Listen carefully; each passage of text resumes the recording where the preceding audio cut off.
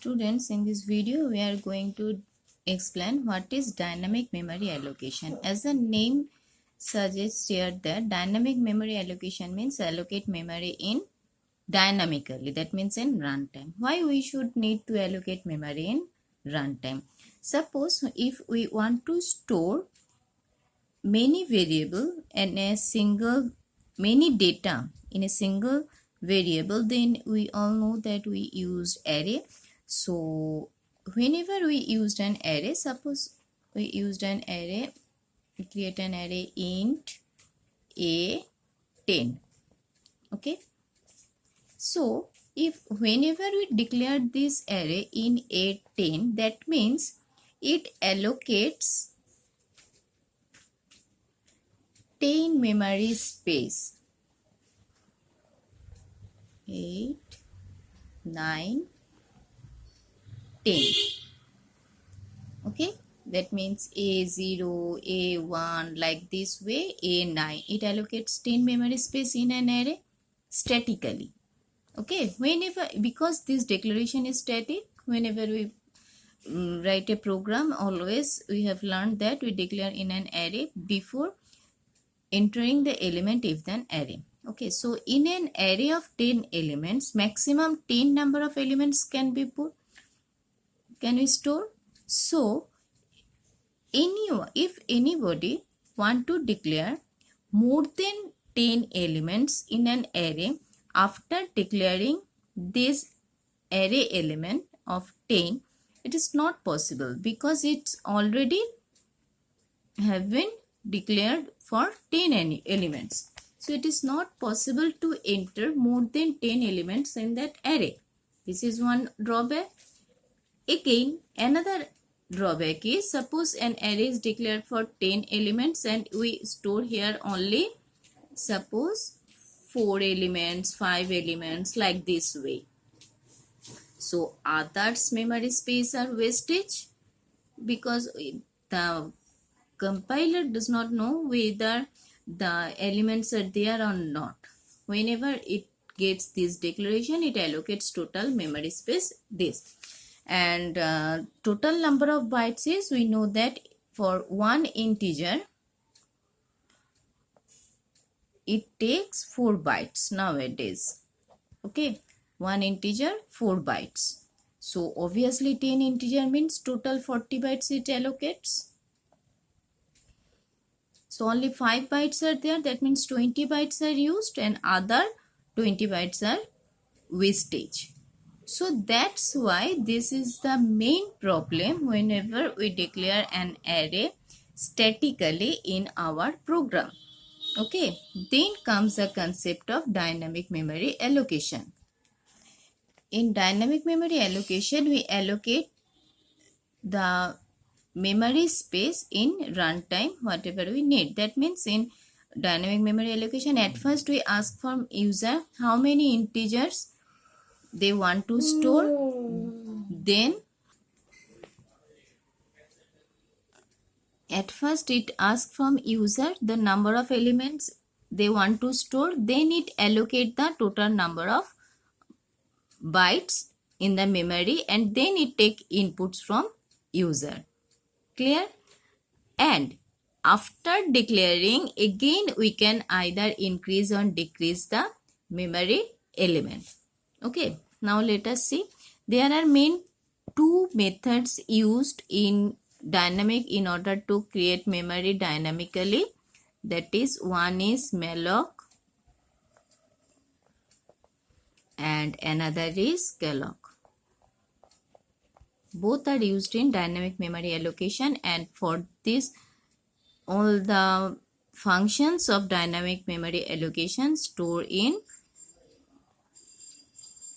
stdlib.h header file. So this header file should be included if we want to use malloc calloc functions. Okay, so you can see one thing, all of you know that pointer to an array.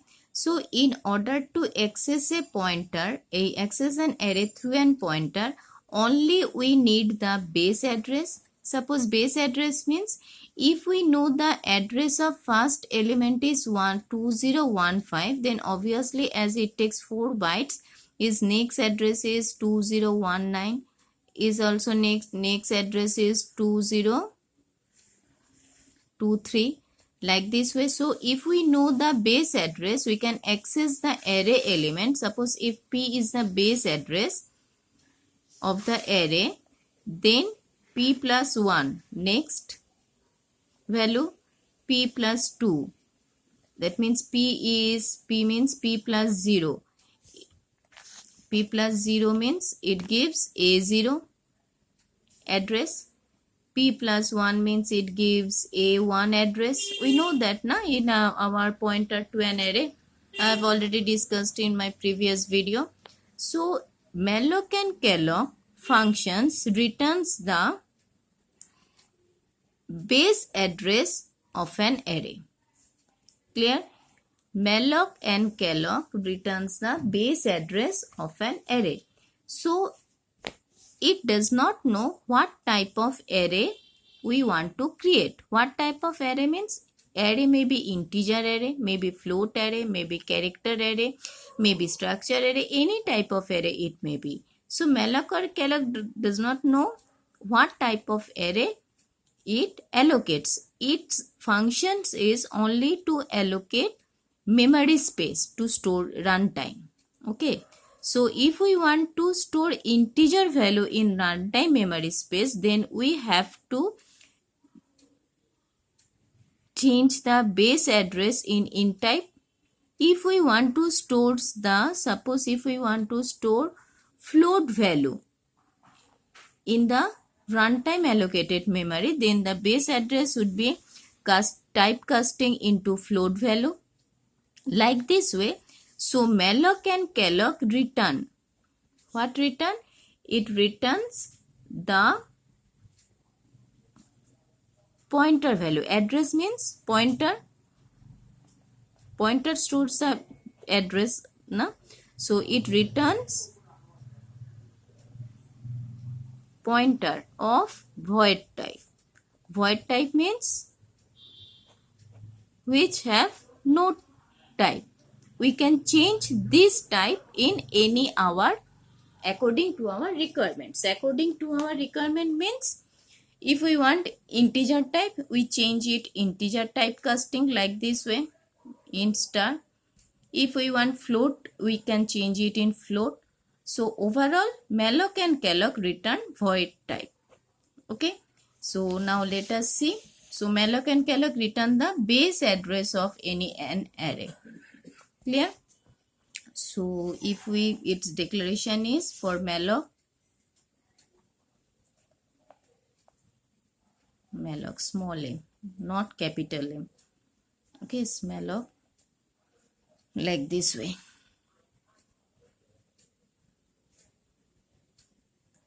Int star p equals to int star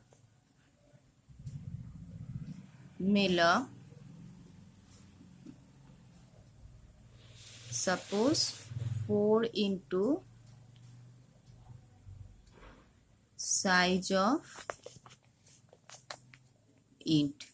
I am explaining here what it is. Int star p. What it means? It means it creates an array. It creates occupies memory space. So occupies memory space means total how many bytes it occupies? I think all of you don't know the size of int. Size of int means size of is an operator. Size of is an operator which returns the size of an primitive data type. So what is function of size of? Returns the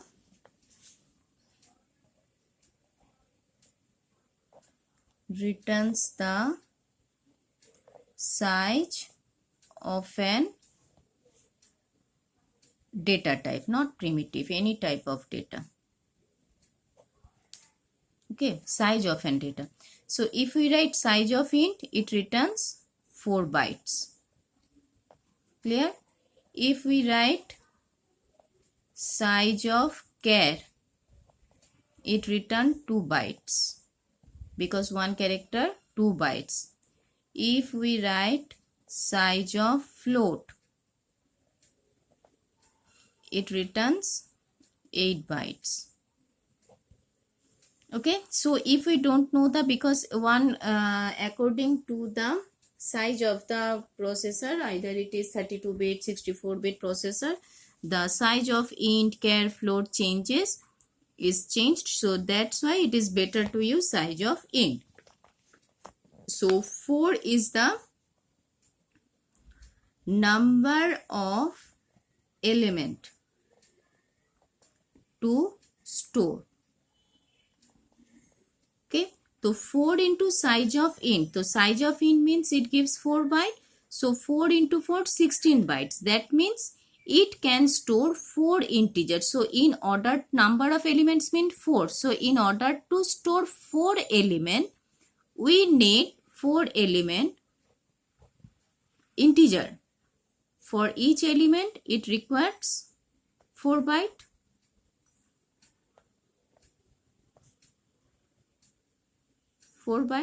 So total 16 bytes required.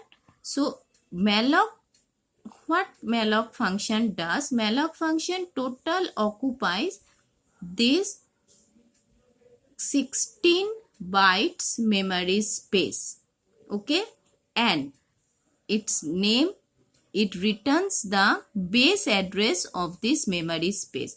If its base address is started with anything, suppose its base address started with 4141.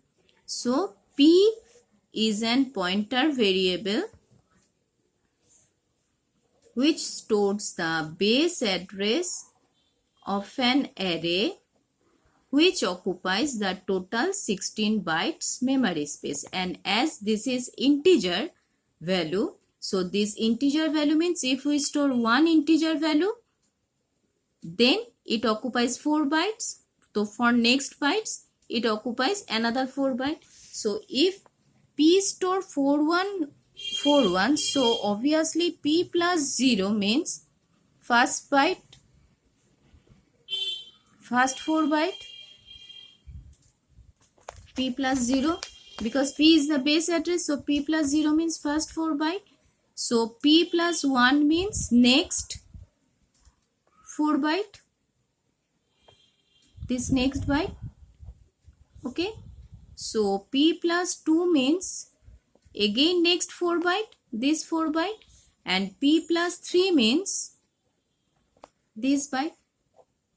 Okay, so this then returns the base address of an array. So P points to an array, and if we get the base address of an array, we can store the value by using an array or any pointer. So we can write either P plus 0, okay, or P plus, we know that P plus 0 is equivalent to ampersand of P0.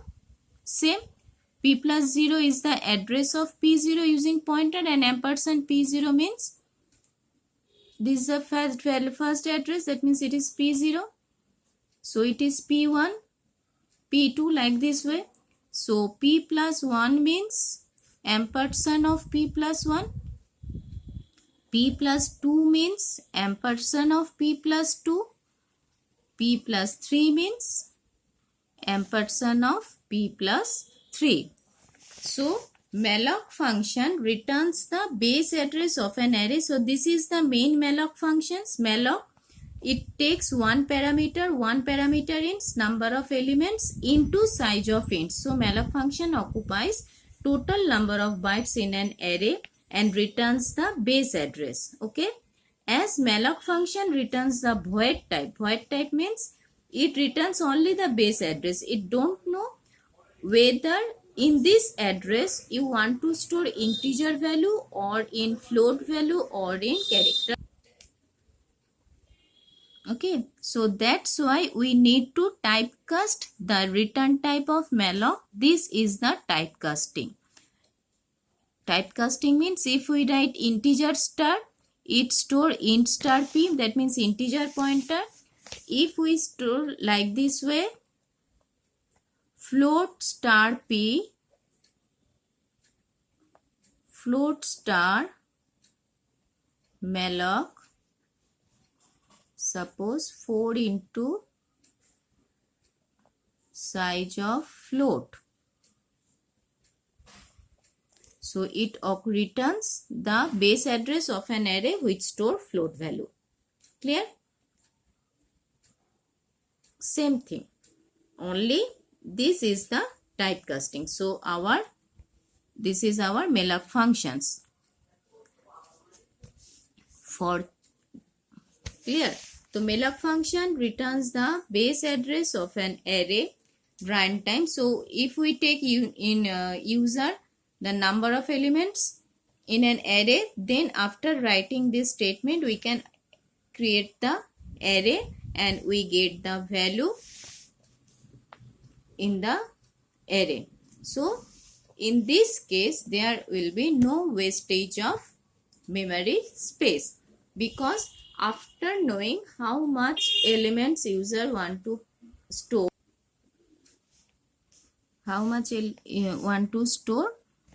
then it creates the array. Okay, so this is our malloc functions. Same is our calloc functions. The only difference is in its structure, and there are two differences. Calloc functions means I am writing at true simultaneously, then you will get understand what is the difference in star malloc 4 into size of int. Okay, and for calloc functions same thing, star pt int star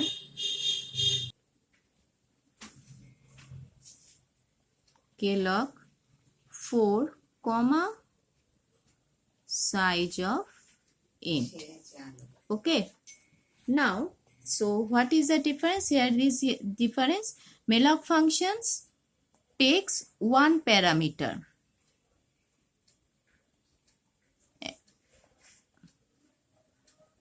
in functions, because 4 into size of, this is one parameter, and in calloc functions the number of element in the array and the size of functions should be written separately. 4 comma size of int, we don't need to use here multiplication sign, so there are two parameter. This is one difference between malloc and calloc. Another difference is whenever we create an array using malloc functions, the initially it store garbage value in an array. Okay, garbage value means any unacceptable value, that is garbage value. But if we create an array using calloc function, it initialize with 0 element. If we use integer array, if we create float value 0.0, that means using calloc functions it allocates memory space using 0, and in malloc function it initializes the memory space using garbage value. Okay, these are malloc and calloc. There are also two functions used in malloc and calloc. One is free and other is realloc. Free means whenever we create any memory space in using malloc and calloc, that is star p int star malloc 4 into size of int. Okay, that means it occupies 4 into 4, 16 bytes memory space, and its base address is p. Okay. After creating any element, if we want to release the memory space means that if we don't need the array which we have created, sometimes it in our long term programming we face such a problem that we have to create an array to do some program, and after that for some to test something like this way, then after that we don't need that array. So if we store that array in our program, it occupies the memory space. So in order to release the memory space from an array which allocates before, which declared before, we can release this memory space using free function. So what is the purpose of free function? Free function is used to release the memory space occupied by the pointer variable through malloc or calloc. In general, malloc and calloc variables is released like this way.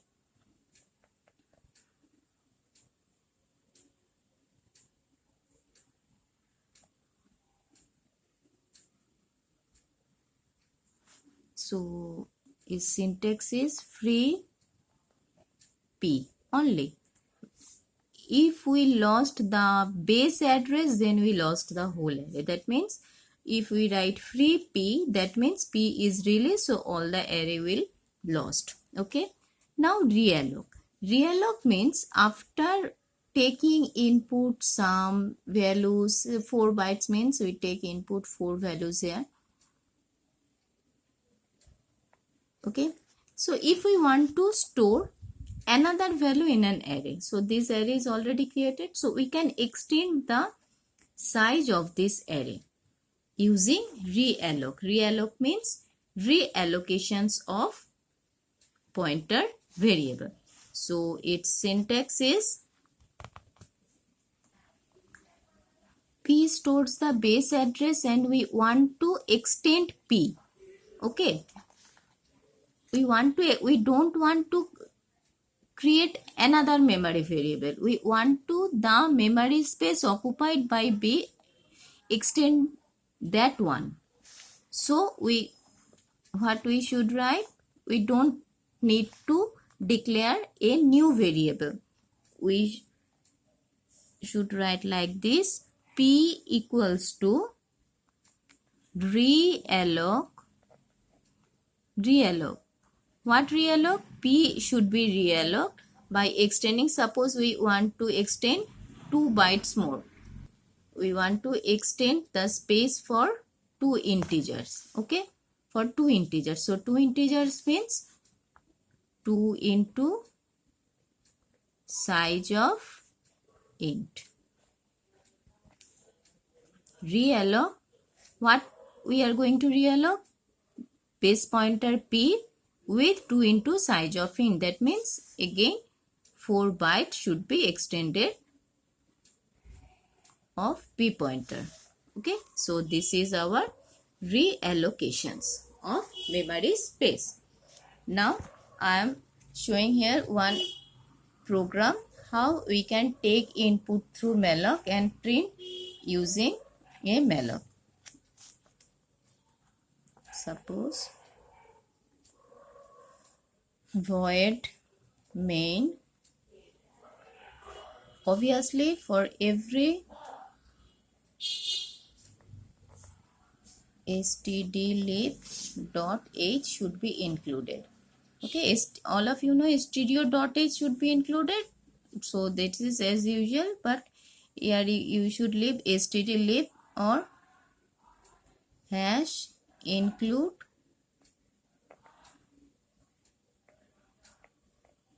alloc.h.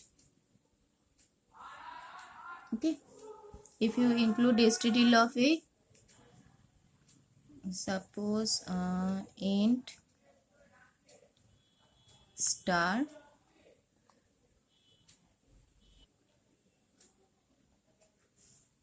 p n I. Okay, so n we take number of elements as p. You can take input from user. I am going to store 5 elements, so we have to create an array of 5 element. Okay, now it stores the base address p, so p equals to int star malloc, as we need 5 elements, 5 into size of int. Okay, again if we use calloc, I am writing here in comment section just to show you, int star calloc 5 comma size of int. Okay, so if we write this, it will create an array. Total 5 int means 20 bytes. That means it can store 5 elements, and its values are p0, p1, array name. Like this way we can access p3, p4. Either we can access using an array, or we can access through pointer. Through pointer means p plus 0, p plus 1, all of you know pointer to an array, p plus 2, p plus 3, p plus 4. So after declaring an array using pointer, we can take input in two ways: I equals to 0, I less than equals to 4, I plus plus, scanf %d ampersand pi, if we take input using array. Okay, using array, and or scanf %d p plus I using pointer. Any way we can take input. I think all of you know both of these. Okay, so if we print the data for input, for I equals to 0, I less than equals to 4, I plus plus, printf %d pi, this is using array, and printf %d star p plus I using pointer.